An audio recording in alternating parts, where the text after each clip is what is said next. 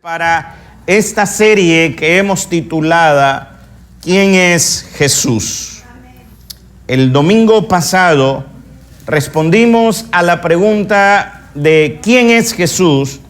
Afirmando lo que la Escritura dice en el Evangelio de Juan, capítulo 1, verso 1. Juan escribió diciendo: en el principio era el Verbo, y el Verbo era con Dios, y el Verbo era Dios. El domingo pasado hablábamos de que esta pregunta de quién es Jesús la podíamos responder con este pasaje bíblico al decir que Jesús, este Verbo, existía antes de todo lo que fue creado. Él es antes de la creación. También hablábamos de que Jesús, este Verbo, estaba con Dios en una relación íntima, profunda, cara a cara con Dios Padre, pero no solamente existía antes de todo la creación y del universo, y no solamente estaba con Dios, sino que este mismo Jesús, este Verbo de Dios, es Dios mismo. Hoy vamos a seguir respondiendo a esta pregunta en esta miniserie que hemos titulado ¿Quién es Jesús? Y hoy vamos a responder una vez más de acuerdo a las Escrituras que Jesús es el creador de todo lo que existe. Además, vamos a ver la implicación de lo que significa que Él es el creador de todo. Por una vez más, por favor, colóquese de pie solamente para orar. Oremos. Amado Dios, en esta mañana, Señor, tu pueblo se ha reunido. Hay personas, Señor, que nos visitan, y yo te ruego que si es posible y si a ti te place, que hoy añadas a la iglesia los que han de ser salvos.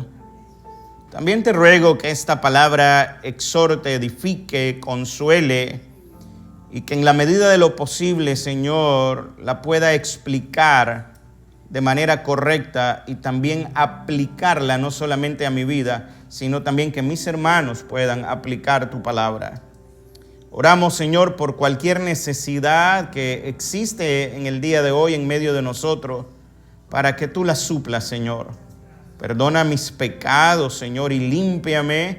Y en esta hora que mi voz sea tu voz, Señor, y que mi espíritu se alinee al tuyo en esta hora.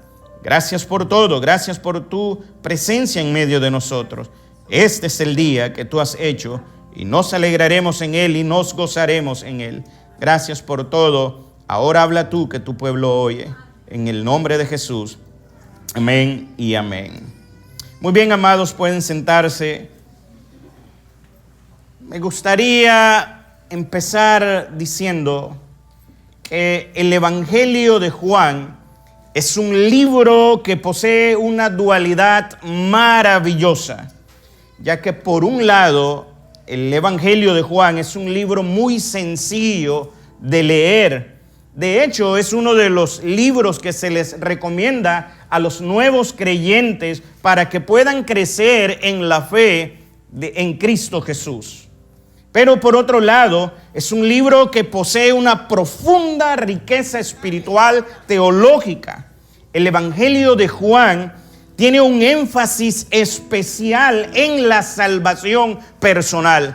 De hecho, uno de los pasajes más prominentes que encontramos en las Escrituras está en el Evangelio de Juan, en el capítulo 3, en el verso 16, el texto que conocemos que dice: porque de tal manera amó Dios al mundo que ha dado a su Hijo unigénito, para que todo aquel que en él cree no se pierda, mas tenga vida eterna. Así que el Evangelio de Juan es un libro que podemos utilizarlo para decirle al pecador que está perdido que la salvación ha llegado.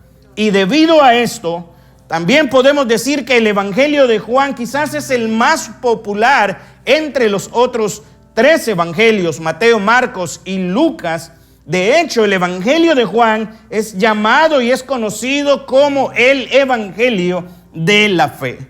Y cuando yo estudio el Evangelio de Juan y observamos cómo empieza el escritor inspirado por el Espíritu Santo, nosotros nos damos cuenta que Juan no inicia su evangelio describiendo el nacimiento de Jesús. Tampoco nos presenta la genealogía humana de Jesús. Juan desde el mismo inicio del evangelio nos dice que Jesucristo ya existía antes que todo fuese creado. También afirma que Jesucristo estaba con Dios y deja saber de manera categórica y sin ningún tipo de vacilación que Jesucristo es Dios mismo. Y Juan lo resume en 3 frases en el verso 1. Ya lo vimos el domingo pasado, solamente quiero repasar un poquito. Mire lo que dice Juan, capítulo 1, verso 1. En el principio era el verbo. El domingo anterior explicamos cuál es la connotación que tenían los griegos y los judíos con relación al verbo. Pero también hablé de que el verbo es un título que precisamente el apóstol Juan utiliza para referirse a Jesús como el Rey de Reyes, como el Señor de Señores, como el fiel y verdadero, de acuerdo a lo que nos enseña Apocalipsis capítulo 19. Y Juan dice: en el principio era el verbo, y el verbo era con Dios, y el verbo era Dios. Luego, en el verso 2, resume las 2 primeras frases del verso 1 para decir: este era en el principio con Dios. Si usted observa el verso 1, Juan resume las 2 primeras partes en el verso 2. Y luego entramos al verso 3, en donde él viene a ampliar el concepto de la tercera frase al decir que Jesucristo es Dios. Usted lo puede ver en el 1.1. En el 1.1 dice: y el verbo era Dios. Ahora, en el verso 3, Juan parece que quiere ahora ampliar el concepto de decir: este que es Dios es el creador de todo lo que existe.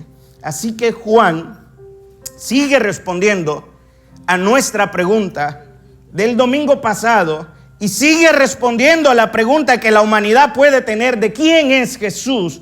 Y Juan afirma, y este es el único punto que vamos a ver en esta mañana, Juan afirma: Jesucristo es el creador de todo. Él es el creador de todo. Mire lo que dice el verso 3. Todas las cosas por Él fueron, ¿qué cosa? Hechas. Y sin Él, nada de lo que había sido hecho fue hecho.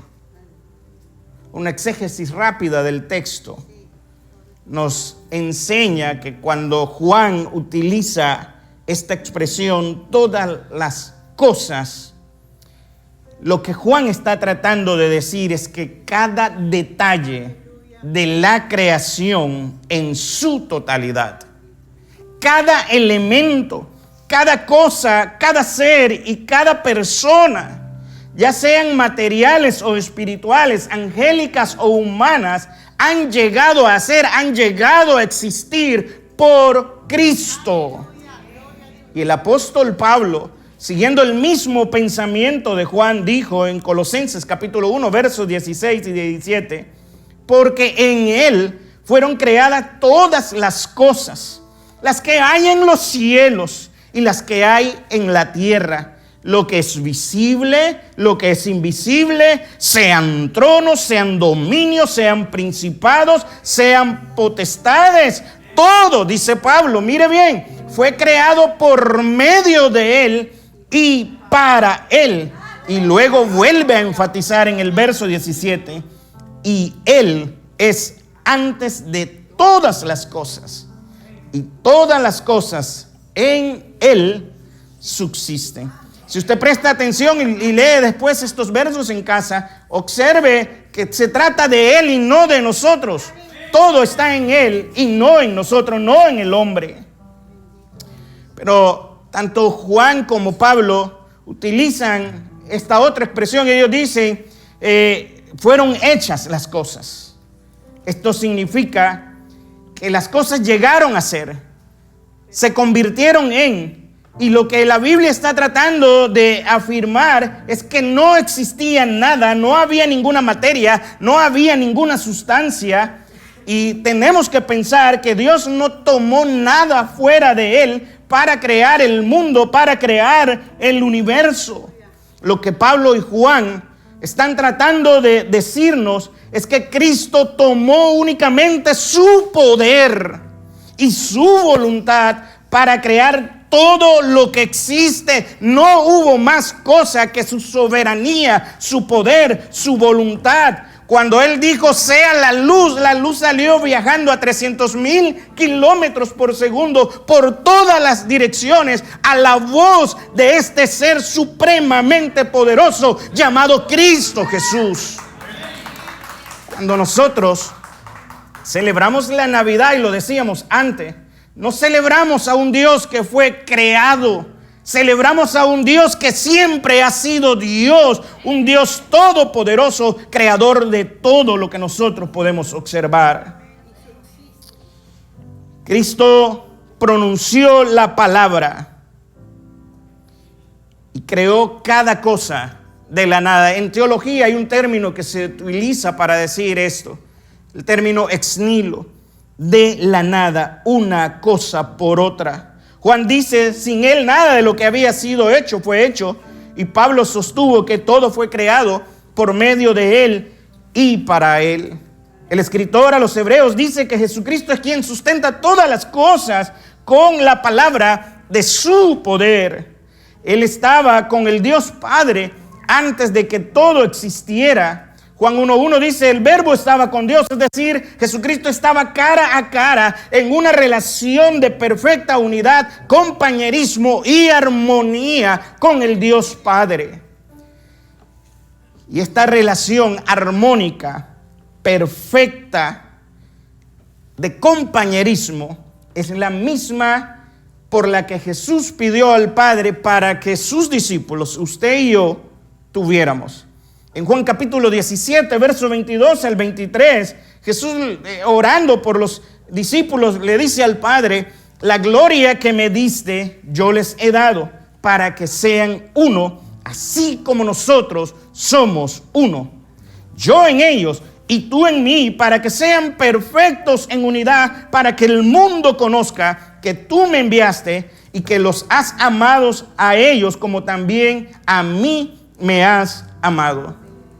Solo como un paréntesis, me impacta al observar la oración de Jesús en este pasaje, ya que Él espera de nosotros también una unión perfecta, pero para que esto acontezca, Cristo debe reinar y estar dentro de nosotros. En el verso 23 de lo que está en pantalla, Jesús dijo, yo en ellos. Y es interesante que nuestra unidad y nuestras buenas relaciones logran un gran impacto en el mundo a tal punto que las personas se darán cuenta que el Padre envió a Cristo y que Él ama a todos los que son de Él. Ahora bien, yo quiero hacer un paréntesis porque parte de lo que nosotros hemos estado promoviendo en nuestra iglesia es el hacer relaciones. Nuestra visión se define en 4 pilares. Hemos hablado de amar a Dios, hacer relaciones, hacer discípulos y hacer un impacto a través del servicio. Y en este primer tiempo estamos enfocados en el tratar de hacer relaciones, en llevarnos mejor, en amarnos unos a otros y que el mundo que está afuera pueda observar que verdaderamente los cristianos son una familia. Y ese es el concepto que nosotros queremos manejar aquí dentro de esta congregación, que nosotros los hispanos de Talwood somos una familia, que cuando alguien está pasando necesidad, el otro ayuda. Cuando alguien quiere orar, el otro ora con él. Cuando alguien quiere que Dios le ayude, ahí vamos a estar para ayudar. Debemos de ver esto. Y Cristo nos da un ejemplo al decir que Él, cuando estaba con el Padre, cara a cara, mantenían esa relación perfecta. Y la unidad por la que Cristo ora por nosotros no es una unidad externa, no se trata de esto. No es una unidad organizacional, sino más bien que es interna, es espiritual, es orgánica y está en base a nuestra relación y nuestra comunión con Él. Pablo dijo, El que se une al Señor, un espíritu con Él es. Y también le dijo a los Gálatas que todos ellos eran uno en Cristo. Yo no sé usted, pero debemos de reconocer que nosotros somos uno en Cristo, somos un solo cuerpo. Por tal razón, este cuerpo debe de funcionar armónicamente. Nadie funciona aquí como un llanero solitario. Ahora bien, la comunión perfecta que tenía Cristo con el Padre no impidió que Él se despojara de toda su gloria que tenía con el Padre. Él estaba cara a cara desde los inicios que se pueden registrar, o desde antes. Él es eterno. Él estaba cara a cara con el Padre, pero esto no impidió que Él se despojara de toda su gloria, la gloria que Él tenía con el Padre, para entregar su vida por nuestros pecados, a pesar de ser Dios mismo. Y el escritor a los Hebreos dice en el 1:3 que Cristo es el resplandor de la gloria de Dios, la misma imagen de su sustancia, y ellos, tanto el Padre como el Hijo, juntamente con el Espíritu Santo y de mutuo acuerdo, ahí en Génesis 1:26 dijeron: hagamos al hombre a nuestra imagen, conforme a nuestra semejanza, y señoreen los peces del mar, en las aves de los cielos, en las bestias, en toda la tierra y en todo animal que se arrastra sobre la tierra. En la creación, Jesucristo fue el agente activo de la Trinidad. Él es quien creó todo. Juan dice en el verso 3 del pasaje que estamos leyendo: sin Él, nada de lo que ha sido hecho fue hecho. Observe una vez más este pasaje. Todas las cosas por Él fueron hechas, y sin Él, nada de lo que había sido hecho fue hecho. Observe que hay dos declaraciones. La primera declaración es positiva.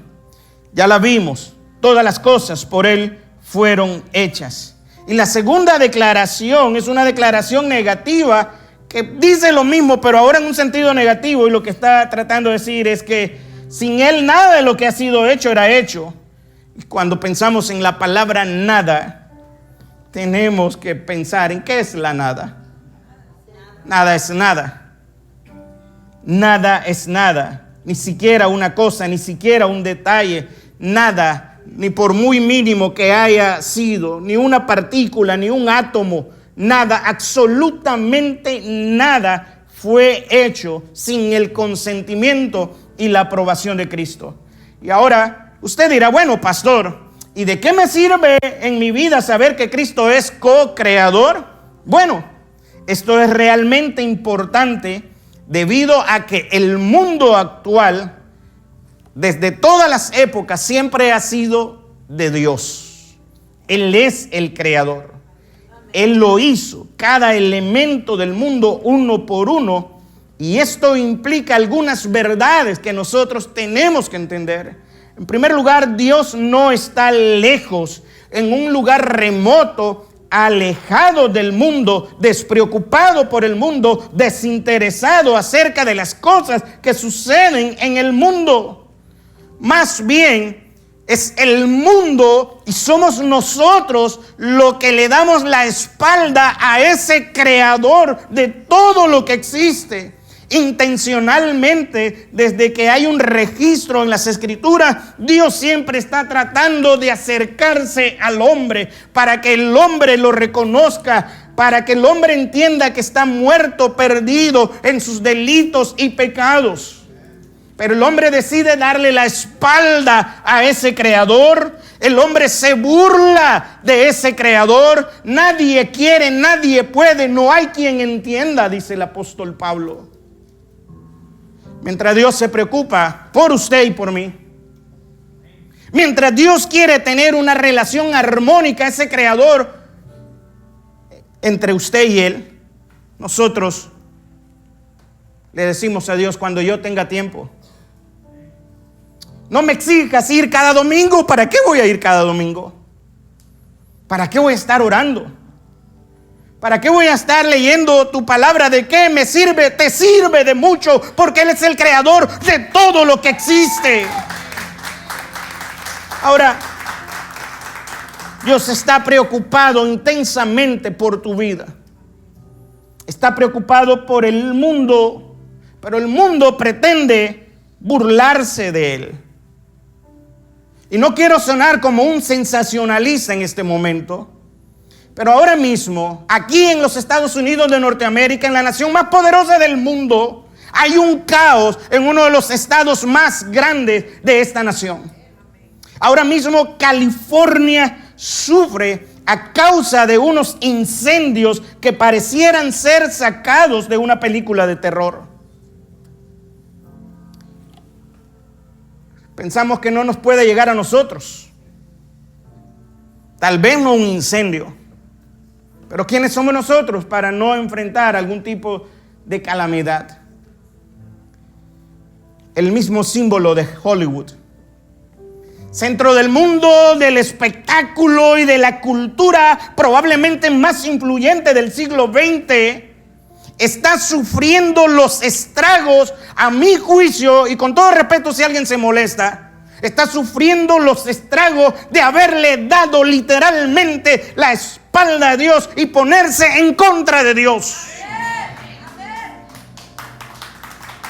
Y mire, y esto no lo deberíamos de aplaudir, deberíamos de sentir tristeza, deberíamos de sentir dolor.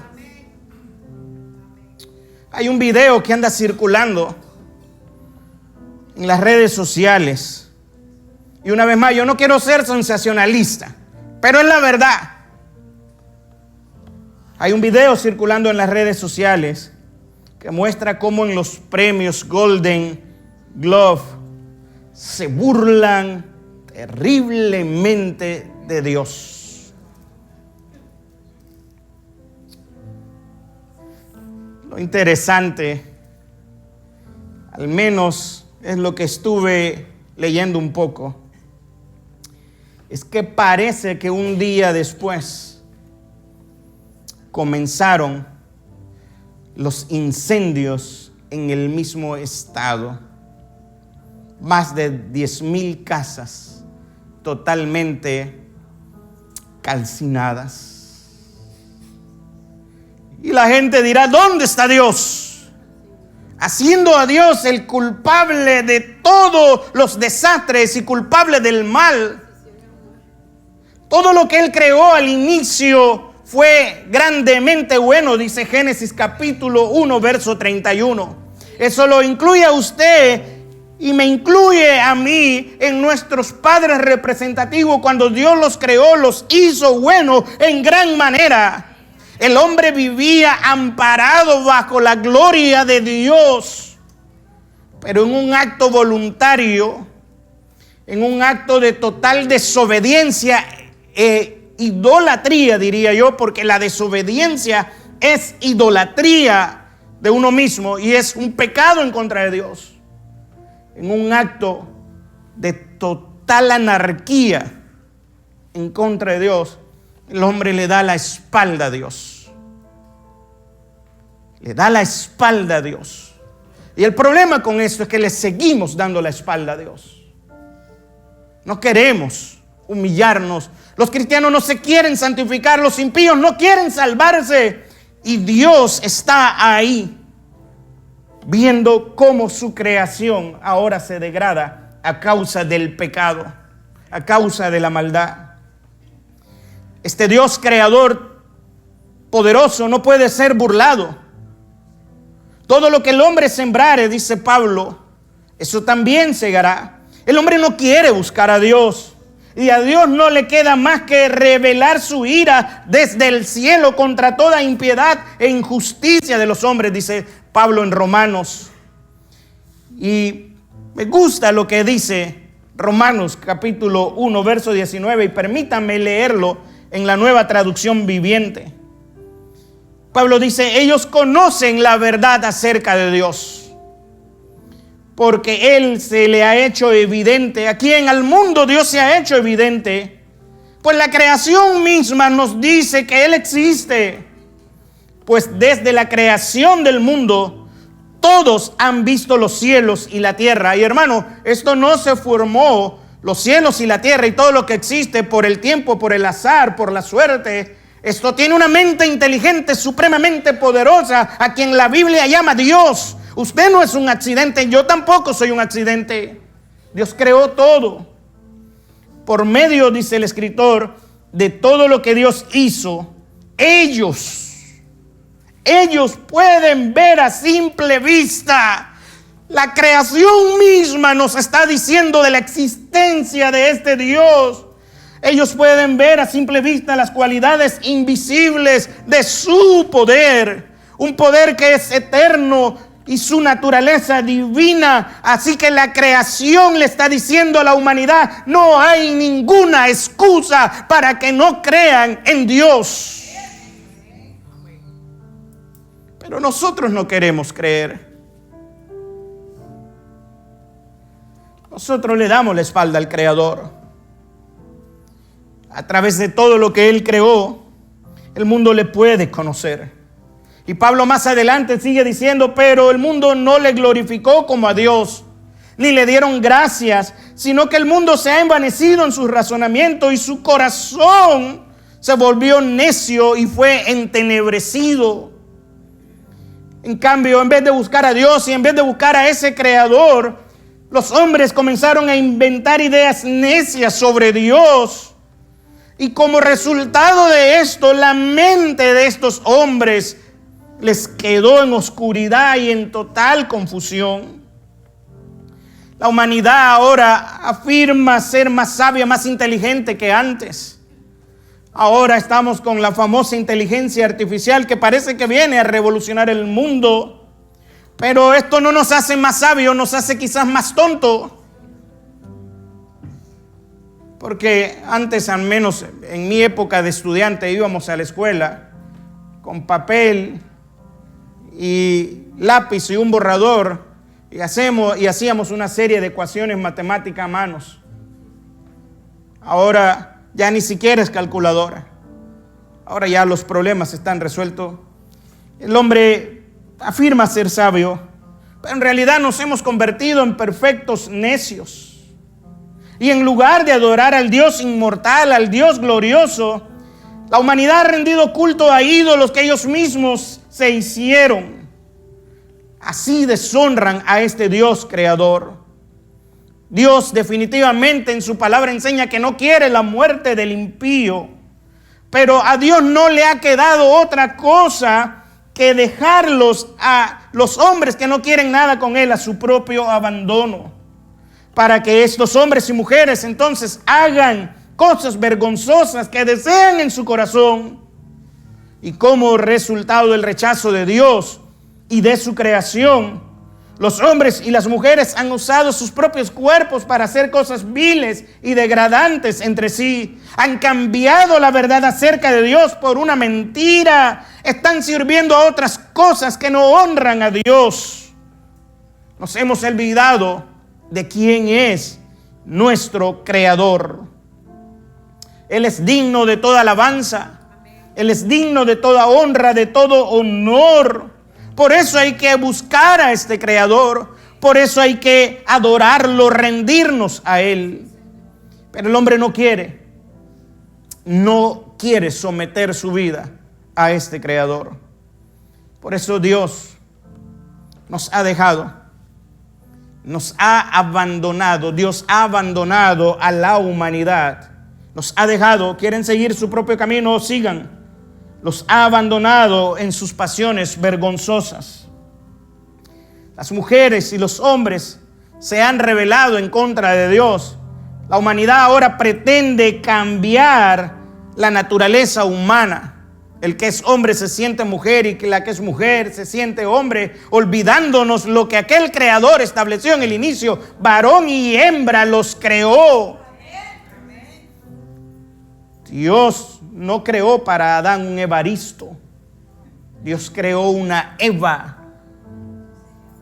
Pero el mundo le ha dado rienda suelta al sexo y a otras cosas. La humanidad sigue haciendo cosas vergonzosas. Y desafortunadamente sigue dándole la espalda a ese Dios. Normalizamos el pecado.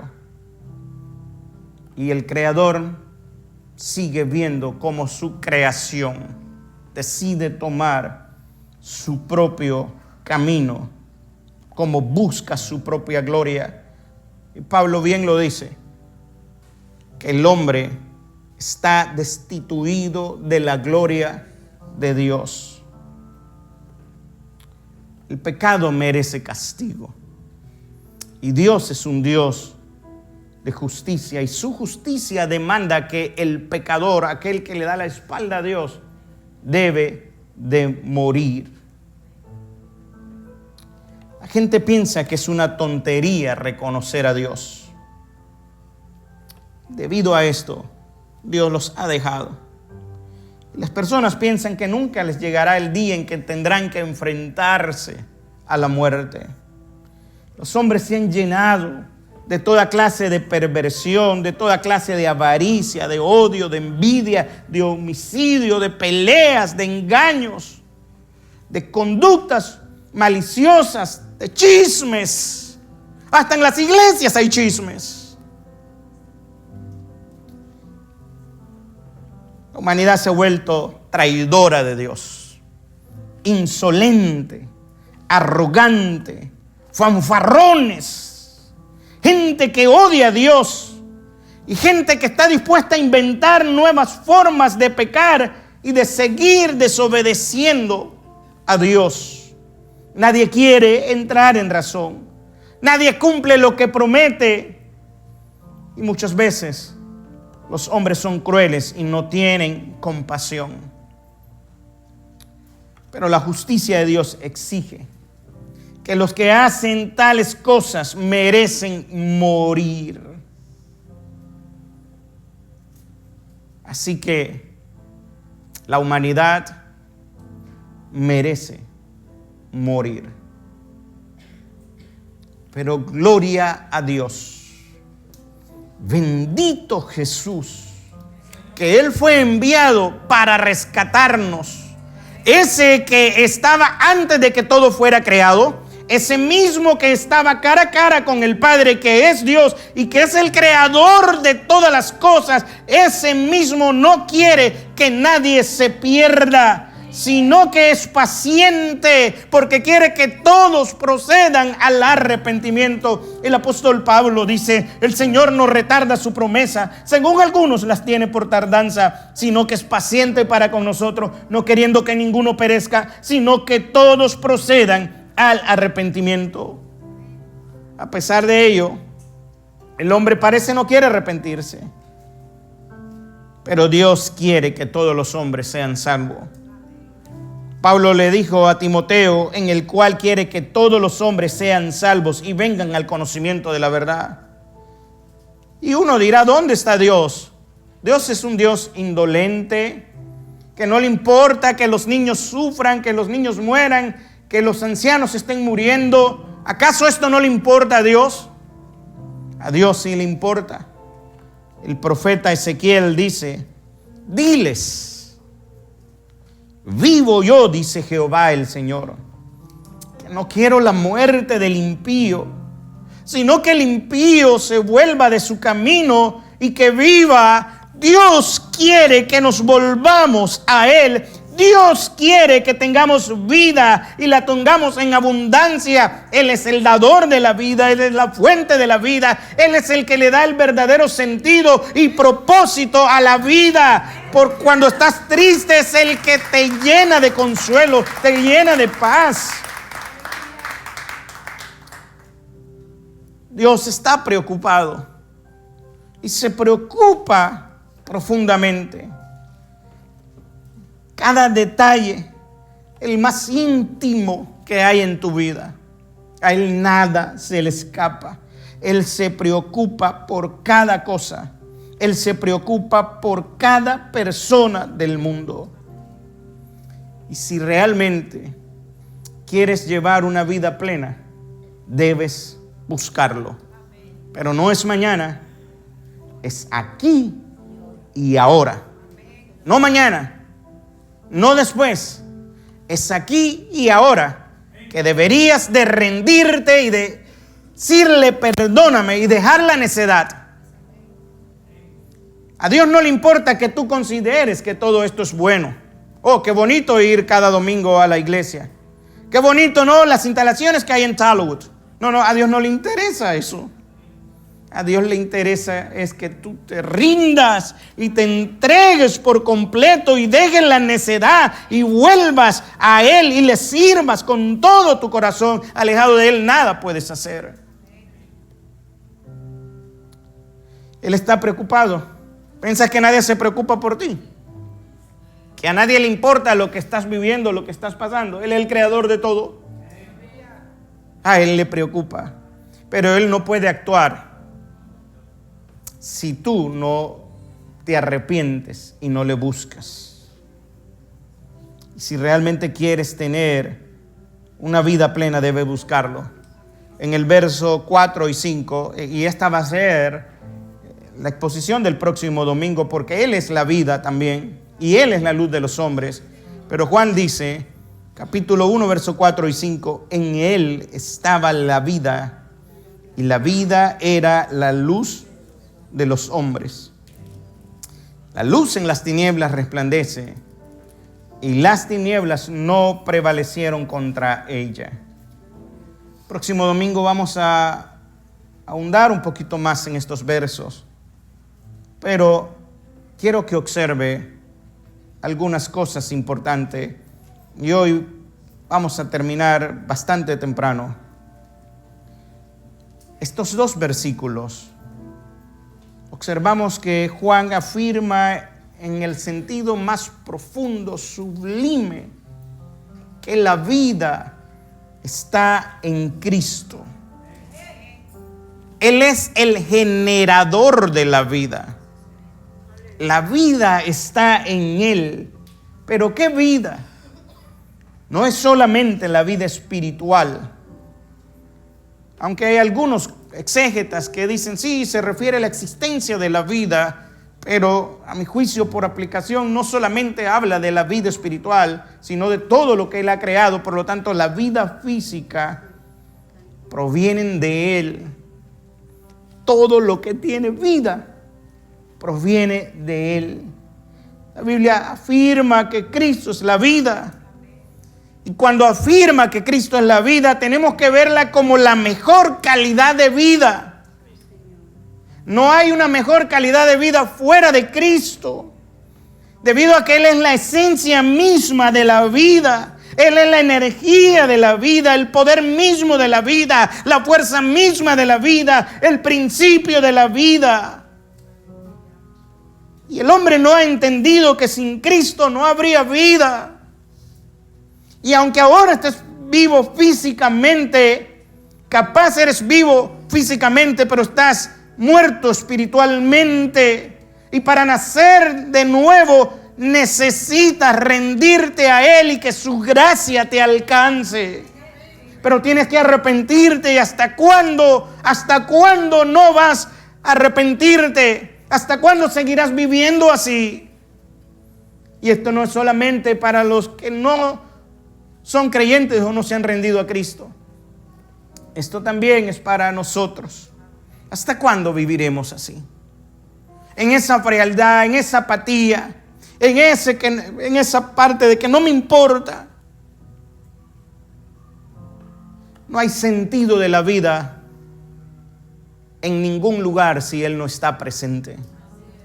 Si en tu hogar no está presente, si en tu vida no está presente, si en tu trabajo, si en tu iglesia Él no está presente, nada tiene sentido. El domingo pasado hablábamos del doctor Julio Peguero, mi oncólogo, y les comentaba que había estado con él en su casa como por 3-4 horas. Es el director de investigaciones de aquí del Memorial Hermann de la zona de oncología. Un hombre lleno de mucho dinero. Cuando hablo de dinero, yo les decía, no hablo de miles, hablo de millones. Ese hombre tiene millones, tiene una colección de automóviles de lujo, más de 8 vehículos y una serie de propiedades. La casa a la que fuimos, wow, una casa impresionante con pinturas muy caras, con tapetes. El doctor Peguero terminó diciendo, un hombre que ha ganado una serie de premios, ha sido conferencista a nivel nacional, internacional, y él me contó la historia que después de haber cerrado un negocio millonario y haber dado una serie de conferencias en Miami, en un hotel de lujo, en la suite de un hotel de lujo en Miami, vio todo el éxito, todo lo que tenía, y de pronto dijo que sintió un sentimiento de querer quitarse la vida, porque entendió que las mujeres no lo llenaban, el dinero no lo llenaba, la fama no lo llenaba. No había nada en él que lo llenara, y muchos de nosotros estamos queriendo hacer mucho dinero. El doctor Peguero es un buen referente para decir lo que puede provocar el dinero sin Cristo. Y después de 3 horas de estar hablando con él, dijo, me quise quitar la vida. No sentía nada. Y él desesperadamente ha estado tratando de buscar a Jesús en lugares equivocados. Y ese día oramos y le dije, ¿sabes qué, doctor? Tienes todo, pero no tienes nada. Al final eres un pobre, desnudo, miserable, desventurado, con todas tus riquezas. Todo lo que has provisto, ¿de quién será un día? Le dije, hoy es el día de que te rindas a Él. Más de 7 años atendiéndome con Él. Cada vez que iba a su consulta era una conversación. Parecía más bien yo el médico, porque Él me atiende como por 5 o 6 minutos y después se sienta a hablar de su vida. Y ese día, se los dije el domingo pasado, ese día, doctor Julio Peguero rindió su corazón a Jesús. Yo vi el semblante de él cuando le pidió perdón a Jesús. Después de haber orado, me dijo, ¿qué es esto? Y dijo, se siente muy bien. Su rostro cambió. Estoy tratando de que él pueda llegar a nuestra iglesia. Le dije, vamos a ir poco a poco. Cuando estés listo, ven, pero vamos a seguir. Hemos seguido hablando. Pero creo que él entendió que la vida sin este Creador, sin este Redentor, sin este Salvador, no tiene sentido. Nuestra vida humana, nuestra vida espiritual, para ser plena, para ser absoluta, la vida tiene que estar centrada en Jesús. En Él encontraremos el perfecto amor, el perfecto gozo, la perfecta paz, la perfecta bondad, la perfecta mansedumbre, la perfecta fe y el perfecto autocontrol. El escritor de Hechos, en el capítulo 17, dice, en Él vivimos y nos movemos. En Él vivimos y nos movemos. No podemos vivir, no podemos movernos sin este Creador, autor de la vida. A diferencia de nosotros que somos finitos, Él siempre ha vivido, Él siempre ha existido. Él siempre ha sido movido, siempre está moviéndose. Él siempre ha sido. Pero tus días, meses y años, dice Job, están contados. ¿Qué vas a hacer? Si eres creyente, ¿qué vas a hacer? ¿Seguirás viviendo tu vida de apatía? ¿O quieres realmente, como una resolución del 2025, decir, yo espero este año consagrarme más al Señor? Ya has estado mucho tiempo afuera. Ven a Él, ríndete a Él, entrega tu vida a Él, arrepiéntete de tus pecados y adóralo, porque no solamente es el creador de todo lo que existe, también es el Salvador del mundo y es mi Redentor. Ponte de pie.